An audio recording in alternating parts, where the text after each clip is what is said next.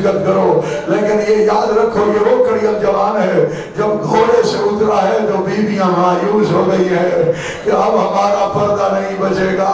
رونے والوں be be Masuma لے کے آئی امام حسین کی خدمت عالیہ میں جناب عباس کو، ابھی بہت دور تھے، چچا بھتیجی امام حسین مظلوم سے کرسی چھوٹ گئی، پہلے کھڑے ہو گئے، حسین مظلوم نے رونا شروع کر دیا۔ بھائی کا احساس بھائی کو ہوتا ہے، بھائی کمر کے زور ہوتے ہیں، اور حسین جیسا برادر زیوکار، ادھر عباس رمدار جیسا باوفا بھائی، رونے والوں جو ہی پہنچے جناب عباس نے سلام کیا، کربلا کے غریب نے اپنی دونوں باہیں جناب عباس کے گلے میں ڈالی، رونا شروع کر دیا اور فرمایا جلدی نہ کر، مجھے اکیلا نہ کر عباس، سارے چھوڑ گئے، آپ کیوں جلدی کر رہے ہیں؟ کافی دیر روتے رہے، حتیٰ کہ ایک روایت میں ہے دونوں ہستیاں بے ہوش ہو گئی، رو گئے۔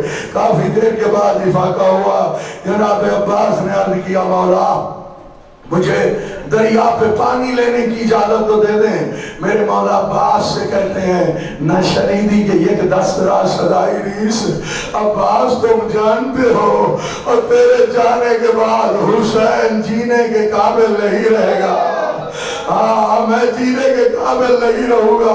اس کے بعد دوسرا جملہ کہا عباس تو میری فوج کا جرنیل ہے، جس فوج کا جرنیل مارا جاتا ہے اس کے حوصلے پست ہو جاتے ہیں۔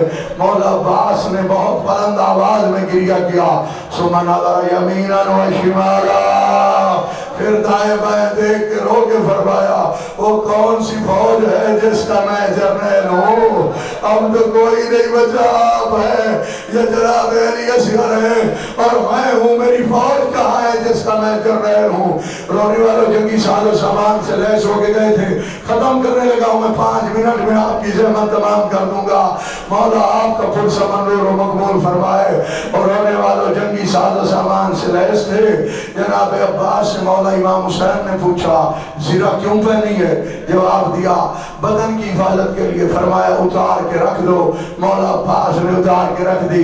پھر پوچھا خود کیوں پہنا ہے؟ مولا سر کی حفاظت کے لیے، فرمایا یہ بھی اتار کے رکھ دو، مولا عباس نے رکھ دیا۔ تلوار لڑنے کے لیے رکھ دو، جناب عباس نے رکھ دی۔ اس کے بعد ڈھال مولا جنگی حملے روکنے کے لیے، فرمایا یہ بھی رکھ دو۔ ایک ایک جنگی ساز و سامان جناب عباس سے امام حسین مظلوم نے لے لیا۔ جناب عباس نے سر جھکایا، ادب سے ہاتھ جوڑے اور روک کے پوچھا مولا میں بھی تو دیکھ رہا ہوں نا، ہر شہید گیا ہے کربلا کے میدان میں، آپ نے کسی بھی شہید کو اس رنگ میں نہیں بھیجا جس طرح آپ مجھے بھیج رہے ہیں۔ میں اس کی وجہ پوچھ سکتا ہوں؟ امام حسین علیہ السلام روتے روتے مٹی پہ بیٹھ گئے، تمہیں کیا خبر حسین کا کتنا بڑا نقصان ہوا ہے؟ جناب عباس کی شہادت پہ یہ سچی بات ہے، کڑیل جوان کے لاشے پہ زانووں کے بل چل کے گئے، لیکن نوحہ امام حسین نے کربلا میں عباس رمضان کا پڑھا ہے۔ ہاں جب شہید ہوئے ہیں تو یہ کہا ہے الان ان کا سارا جاری، میری کمر ٹوٹ گئی ہے اور اللہ قیامت سے بڑا مصائب۔ جناب عباس نے پوچھا وجہ، امام حسین روتے روتے مٹی پہ بیٹھ گئے، رو کے فرمایا جتنے تو شامی قاتل کرے گا اتنے بازار شام میں عالیہ کو بدلے دینے پڑ جائیں گے۔ نہیں آتا نہ رونا، آپ کو بھی بات پہ پتھروں کی بارش کرنی ہے شامیوں نے، آپ لاپرواہی کر رہے ہیں۔ ہماری کوئی بیٹی کو مار دے، اللہ مان نے تماچا مار دے تو ہم نسلوں در نسل دشمنیاں رکھ دیں، ہمارے بیٹے کو مار لیتا تو کوئی بات نہیں، ہماری بیٹی کو مارا ہے اور قسمت علی بادشاہ کی، اور جس کی بیٹیوں کو لوگوں نے بازاروں میں مارا اور درباروں میں مارا، پتھروں سے مارا، نیزے کی انیوں سے مارا اور لاٹھیوں سے مارا۔ رونے والوں فرمایا جتنے تو شامی قتل کرے گا اتنے بدلے بازار شام میں عالیہ کو دینے پڑ جائیں گے۔ جناب عباس نے کہا مولا اگر یہ بات ہے تو میں کسی سے جنگ نہیں کروں گا، سارے جنگی ساز و سامان میں نے رکھ دیے۔ ایک نیزہ دیا ہے جناب عباس کو مولا امام حسین بادشاہ نے، مشکیزہ ملا، گھوڑے پہ سوار ہوئے، سارے بچے چھوٹے 48 معصوم بچے مقتل میں ملتے ہیں، ان کے ہاتھ میں خالی جام ہے، اور بی بی پاک جناب معصومہ سے بھی امام حسین نے فرمایا ہاں میری بیٹی آپ کے بھائی کی عمر کتنی ہے؟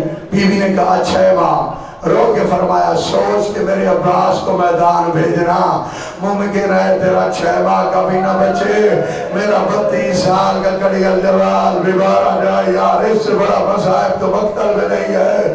اور لاپرواہی سے سننے والوں، آج محرم کی رات ہے، کربلا میں پانی بند ہو چکے ہیں، اللہ تش کی آوازیں آ رہی ہے۔ میرے مولا عباس علمدار گھوڑے پہ سوار ہوئے، اس کے بعد گھوڑا دریا میں اتارا، مشکیزہ بھرا پانی چلوں میں لے کے کہا ہے دیکھو شامیوں میں پینے کی طاقت رکھتا ہوں، میں نہیں پی رہا۔ میرے مولا امام حسین کے بچے جو پیاسے ہیں اور رونے والوں، جس کے دل میں اگر کوئی جناب عباس کا احساس ہے، شہادت مظلوم کا احساس ہے، اس سے کہنے لگا ہوں میرے مولا عباس نے اپنے گھوڑے سے فرمایا اشل پانی پی لو پیاسے ہو۔ اشل جواب دیتا ہے حسین بادشاہ کا مرتجل پیاسا ہو، ہاں میں کیسے پانی پی لوں؟ آفرین مولا آپ کا پلسہ منظور و مقبول فرمائے، لاپرواہی کر کے نہ رویا کرو۔ شیر دلاور کی شہادت پڑھنے لگا ہوں، صاحب جلالت کی جس کے علم بناتے ہو اور جس سے حاجات طلب کرتے ہو باب الحوائج۔ رونے والوں مشکیزہ بھر لیا جناب عباس نے اور پھر گھوڑے پہ سوار ہوئے، گھوڑے کو چلان دیا۔ پہلے 5000 فوج تعینات تھی، اب زیادہ ہو چکی ہے، مولا نے ساری فوج سے عبور کر لیا۔ اس کے بعد عمر ابن سعد کہتا ہے ساری فوج تیروں کی بارش کرے۔ مولا عباس کہہ رہے ہیں تیروں میرا بدن حاضر ہے، میرے بدن میں لگ جانا، لیکن مشکیزے میں نہ لگ رہا۔ قیامت سے بڑا مصائب نے آج حسین میری طرف دیکھ رہا۔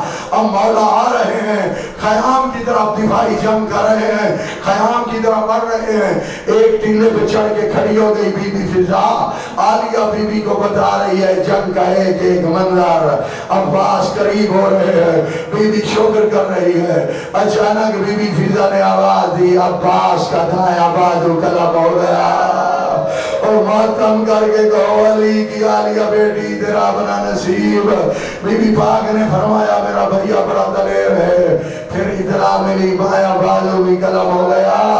علی والو علی بادشاہ کی عالیہ بیٹی نے سارے پردہ کو بلایا، ان کے سامنے ہاتھ جوڑ کے عرض کیا اگر اب تمہارا پردہ لوٹ لیا جائے ناراض نہ ہونا، جس عباس کے سہارے میں نے ضمانت لی تھی اس کے دونوں بازو قلم ہو گئے۔